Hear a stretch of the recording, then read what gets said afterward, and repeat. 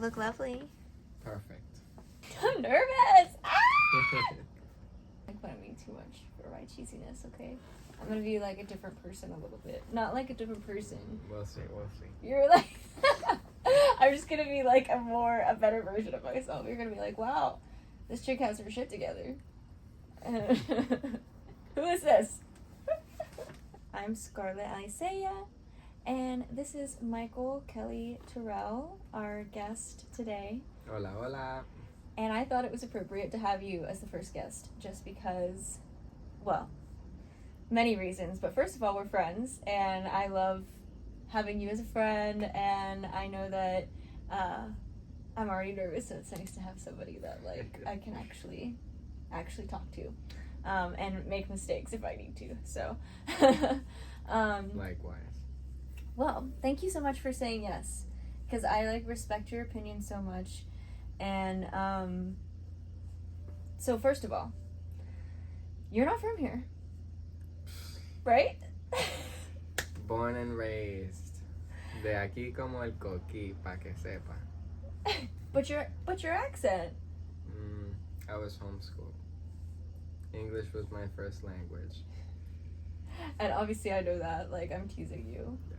Because I think we're all familiar with that line of questioning. Yeah, those of us that are not from Puerto Rico, that are in the diaspora, often get that question. And you're not even in the diaspora. You're literally from Puerto Rico. So tell me a little bit about, like, how did you become, no offense, a Puerto Rican living in Puerto Rico that does not speak Spanish fluently? Or at least you're almost there now, or you're about there. Casi. Poco a poco. Yeah. Little by little. Yes. Right. Exactly.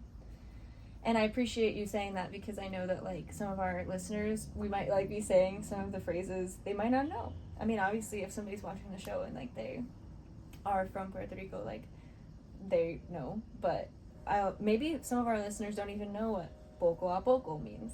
Like, little by little. It's, like, a very common saying here. So, tell me, who are your parents, and, like, why don't you know Spanish? What happened? Tell me a little bit about your background. Well, my parents, I think like a lot of people in that generation were chasing the American dream.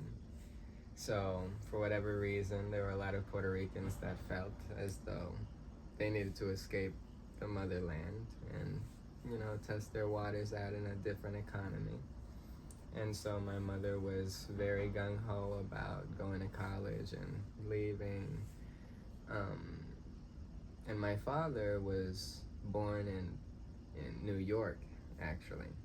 But he has, like, a lot of Puerto Rican blood. His mother, my grandmother, and my grandfather, even though my grandfather is very Irish. Okay. So that's where we get the Kelly. Okay. So your dad's he's half Puerto Rican? Yeah, exactly. Okay. And then your mom is from the island? Exactly. And what part of Puerto Rico is your mom from? She's from Guaynabo. Okay, cool. Right around the block.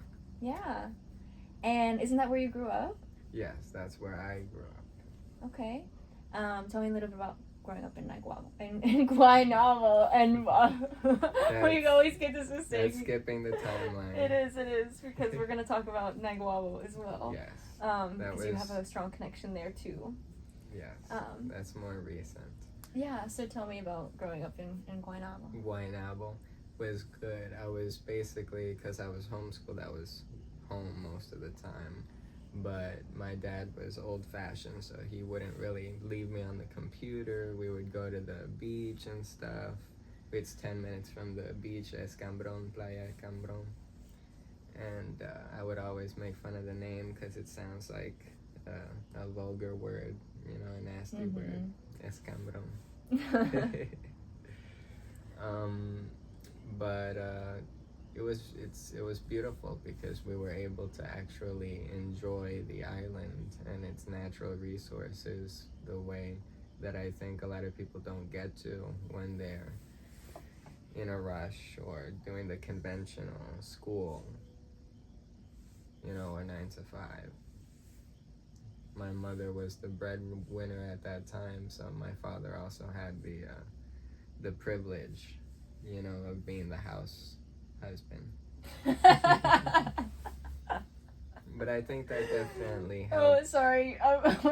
It's a joke we're laughing about the word privilege because Michael is also a music producer, and we recently made a song where the inside joke is the It's word a privilege. But, okay, so I got distracted. Tell me about your dad. What were you saying? So, he's a great person. He's from Brooklyn, New York. You know, so it's a pretty tough atmosphere. Kind of, you know, nowadays we'd say toxic environment back then.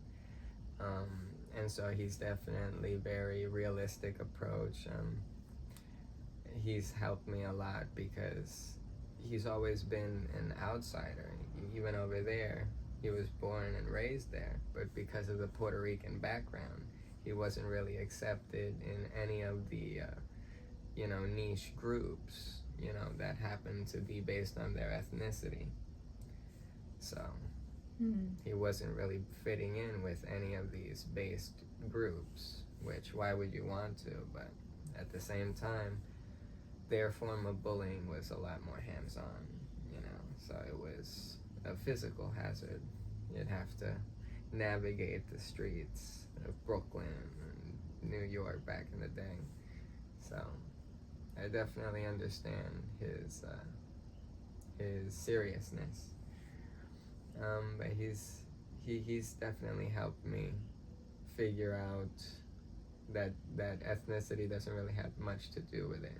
It's more about culture. At least that's how I see it. Yeah, what does that mean to you, like the cultural aspect? Because culture to a lot of people is language, but your dad is not, or he was not, at least fluent in Spanish at the time. Like, for whatever reason, his parents didn't pass it on. This happens a lot. Happened to me. I'm also half Puerto Rican, so you know I relate a lot to your dad. Like when you talked, like when you told me things about your dad, I've related a lot to some of the things that you've shared with me because I'm like, okay, like it is a common experience for someone that is kind of in between cultures to not really know, to not really feel like they fit in with one or the other. I had a similar experience, but not growing up in Brooklyn. You know, that's something else. Yeah, not fitting in turns a little bit more of a survival thing. So that's to an extreme, but obviously it's still going on. That prejudice is everywhere. Yeah. Over here, obviously, it's less so, but not really. It's more of a reverse racism. You know, obviously that doesn't apply to everybody. But I think it's just that lack of culture. Basically, it's a universal thing that the more you're chasing money, the less you're empathizing with people. You know, the more you value money and time, you know, time is money, then it's like you're not going to pull over for the person that needs help, you know? Yeah. Yeah. I think that's what I refer to when I say culture. Valuing of the things that are priceless. Don't have a price. Yeah. And like I definitely have felt that same like prejudice here sometimes around certain people that feel a certain type of way about me being here. A lot of the time it's because they assume, at least I hope they're assuming that I'm not Puerto Rican. But a lot of people assume I'm Puerto Rican and sometimes still treat me a certain way, which, like, fair, I understand. I've talked about this a lot on my social media pages, but, like, I do understand, you know, the sense of ownership. The sense of responsibility, though, should also come with that sense of ownership. Thank you. And yes, so I agree. I think for some people, the sense of look at that, it's like a little light now. It's like look, I told you I forgot my light, and now my laptop light I'll just have to keep. It works perfect.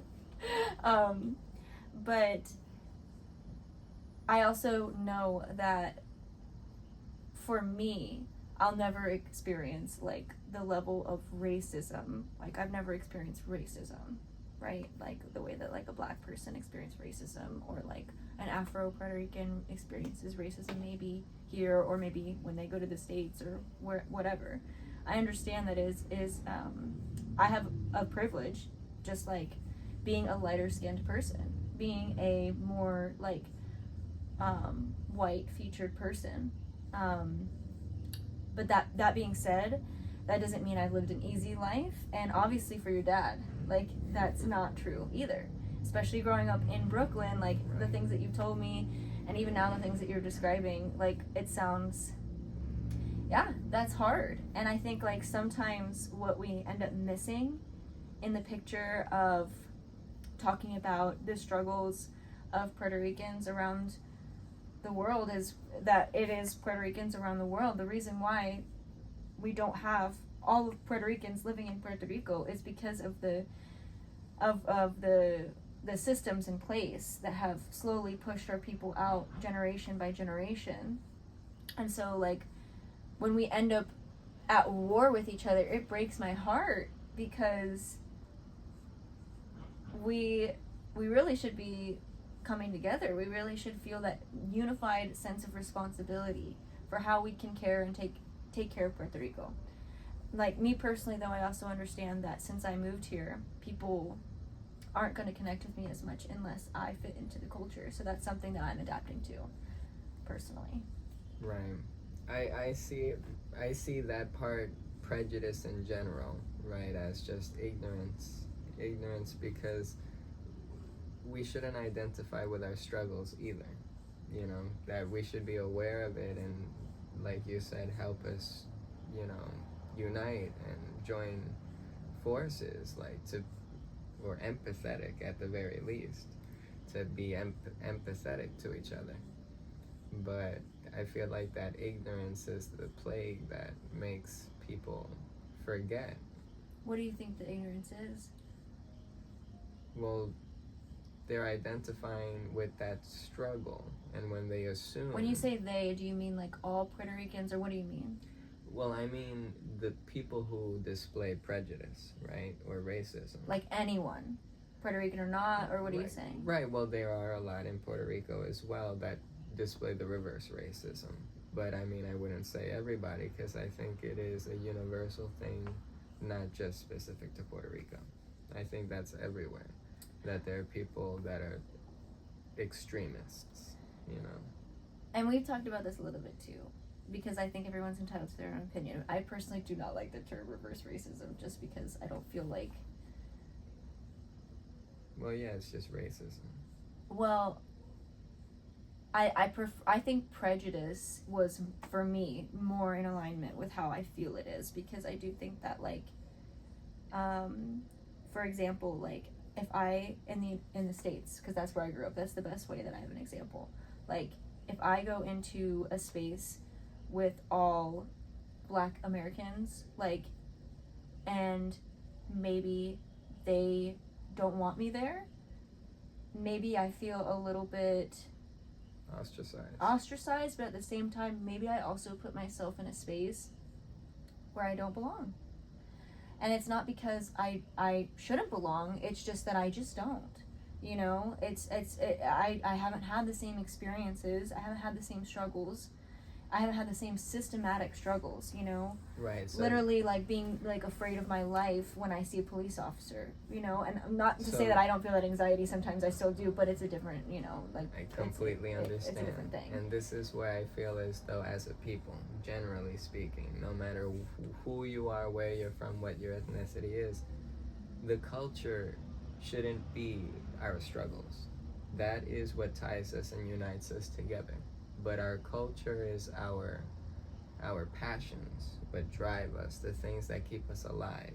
Absolutely. Before we get off topic, though, can I finish Yes. one thing that I wanted to say? Yes. That when, for example, if I'm pushing myself in that space, maybe I feel ostracized. Maybe someone else could paint that as prejudice. Someone else could say, or maybe I feel that way, or maybe you could say that, you know, maybe, or any other space literally where I probably shouldn't be inserting myself, you know, because I, like I said, literally don't belong, and I'm kind of disrupting by being there. I should know that out of respect, right? So, like, it's not that. Now, if I'm invited, that's another thing. Like, if they invited me, absolutely, I would love to go. But I'm not going to, like, insert myself in a space where, like, my presence is going to be that disruptive, which is another reason here why we can touch on this later maybe. Like, I try not to, as you know, like, speak English too much in public very loud, and, like, that's another thing that we can touch on. But my point is, I think that I can feel a little bit sad to feel a little bit left out, and that's different from being, like, murdered, you know, or being other crazy things happening because of my ethnic identity or race, because, you know, there's another debate on race versus ethnicity. But I can see how your father, who has had different experiences, maybe did get the crap beat out of him because of his identity. Maybe his white identity, or maybe his Puerto Rican identity. Probably different times. Maybe one group beating him up for being white and another group beating him up for being Puerto Rican. So, yeah, I can see how other people might feel differently and might describe that differently. But I just wanted to say how I feel, and because, like, I think this topic is, like, very interesting, and we could go on and on about it. But yeah, thank you for letting me finish my thought. Oh yes, absolutely. Because I understand 100% where you're going with that, and that's why I wanted to preemptively, you know, I would rather, I know it's something that most people do, but I would rather identify as a culture with the things that we strived and we've triumphed. And of course we need to know all the struggles that we've been through as a whole. But what really is powerful about the culture of the Native American or of a Puerto Rican is the history that we've overcome, you know, over time. And the further back you go, it's not the things that kept us down, it's the things that weren't able to keep us down that we have to keep in our pride. If we want to be prideful of anything, it should be what ties us together, not divides us. Absolutely. But of course, those tragedies are part of a new system that I don't believe, you know, is what we should identify with. You know, even though there's a lot of things that tie us together in our united rage against the machine, but I don't think that's what really ties us together. It's the love, it's the mothers. Everybody has a mother. And so in Puerto Rico, when you go to the rural parts, you don't see that prejudice. So that's why I don't think that it's a Puerto Rican, it's not part of the culture, that's just part of the city. I think that's just a city thing. In Miami, it's the same. If you're not from Miami, you're from Broward, you ain't dead. So, I heard a couple things I want to talk about. So, I know that you, after growing up here, went to Miami for a few years. Yes. And then you came back, right?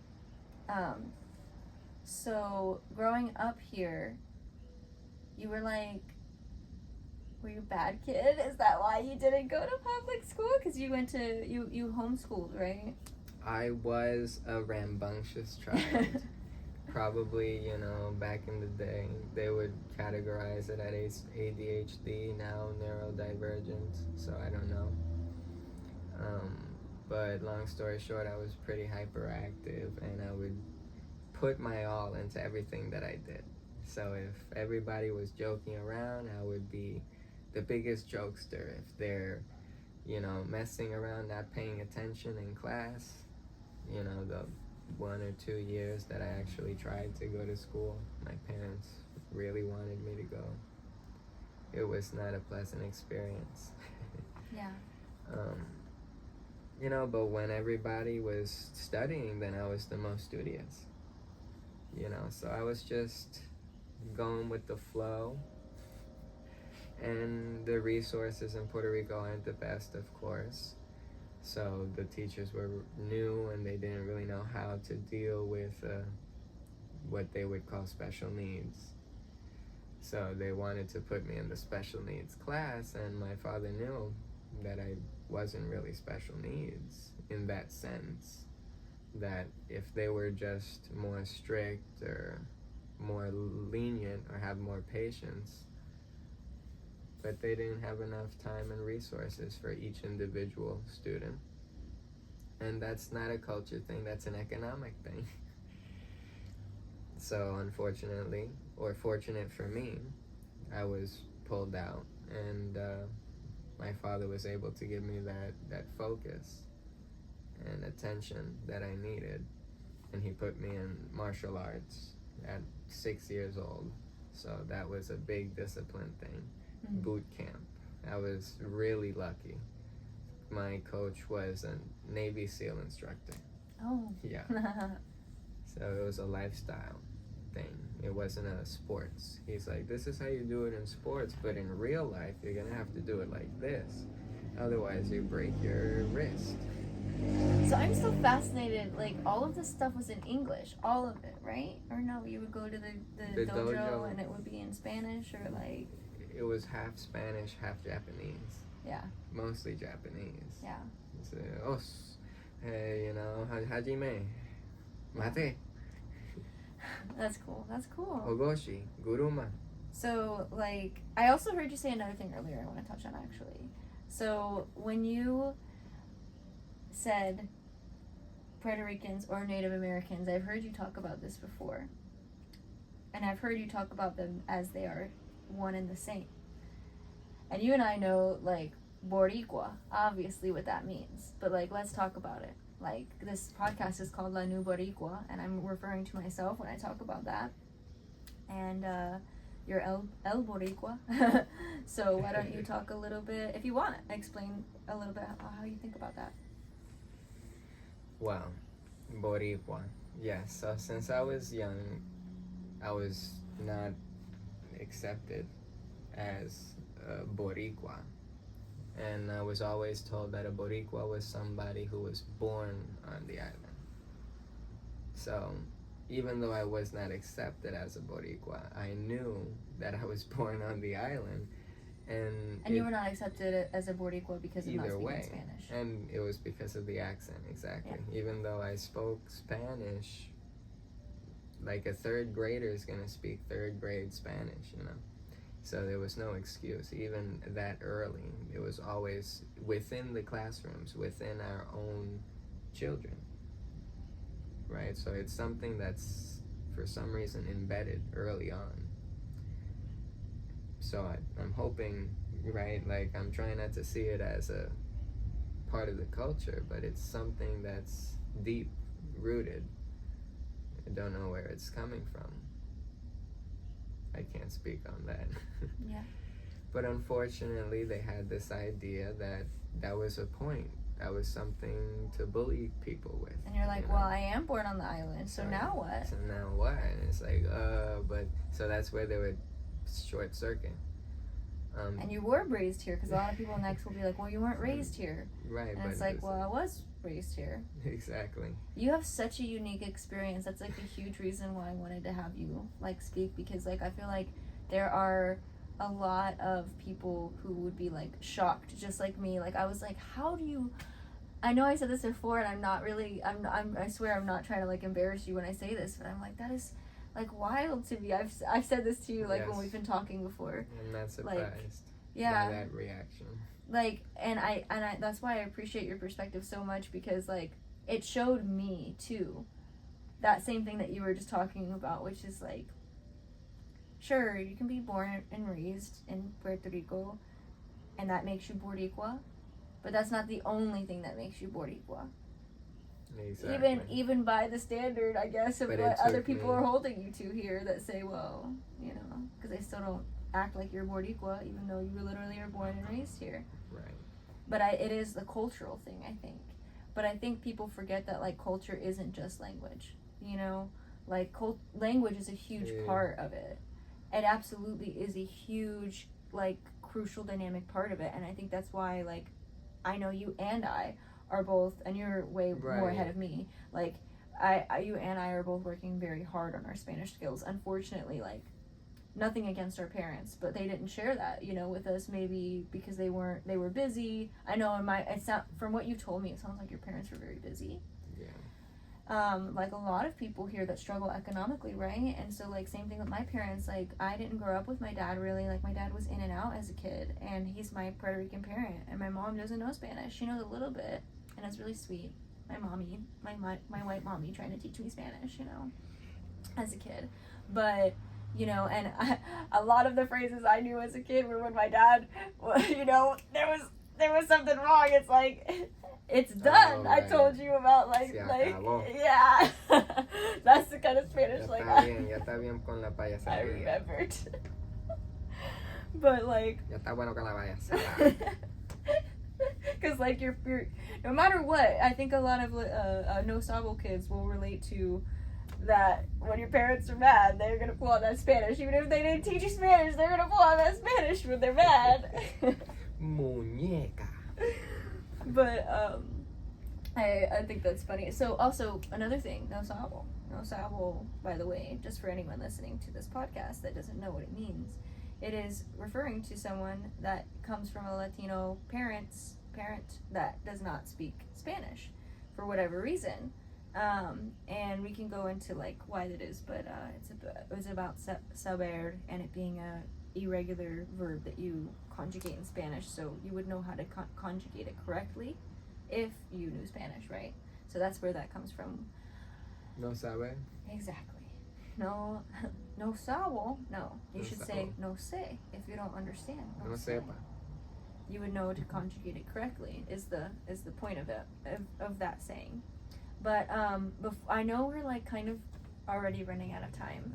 We're definitely gonna have to do a part 2 because, like, this has been already a really interesting conversation, and I think it took us both a minute to warm up, especially this being the first time. But then we got some good stuff. So, like, I want to touch on a couple different things before we finish up. Can you tell me a little bit about how you feel with your accent, since it's not maybe like the typical, like, especially your age? Because how old are you? 24. Yeah. So the typical person your age, especially the way that they speak, you know, here. So yeah, tell me a little about your experience speaking Spanish here. So, from my experience speaking Spanish, to put it bluntly, right, sometimes I prefer to just preemptively tell people that I have a speech impediment so that they don't automatically ask me where I'm from.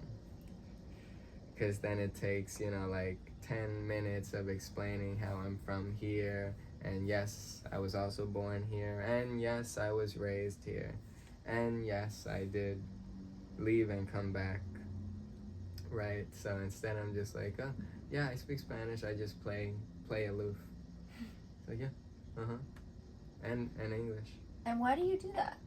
Because it's easier to just avoid the politics, because there's always an underlying vibe of that patriotism that it seems to be on the wrong end of our pride. You know, it turns into more of a prejudice instead of a camaraderie.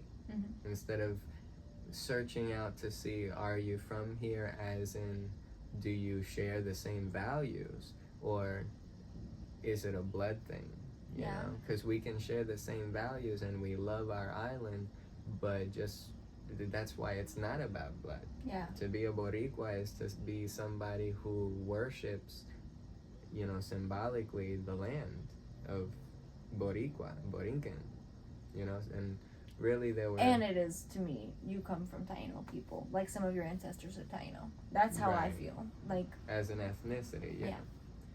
But I'm looking at it more of a culture. Mm-hmm. Because a lot of our blood, ethnic-wise, is mixed. So that's why everybody is part Boricua, you know, that is Puerto Rican. But to be Boricua is to be indigenous blood, right? But since none of us are full 100% indigenous, or there's barely any that are still, right, you know, pure. that are still Taino by like culture and by like very high blood quantum. Yeah, Right. they are there, and but yeah, it's not everybody. Even though we all say, oh, we all come from the three. We all come from Tainos, Africans, and Spanish. Sure, that is like the big three or whatever, but everybody's got different percentages And the Irish of each and the too. Italian and the French. Exactly, there's more, but the Dutch. everyone, it just breaks it down to that three mostly, and it is because those are the main three when you look at your blood quantity. Like, it's at least for the most, not everybody, obviously, Right. but a lot of people are going to have pretty good portions of those three, from what I've seen at least. And that's a Puerto Rican Right? quote Right. by blood. Yeah.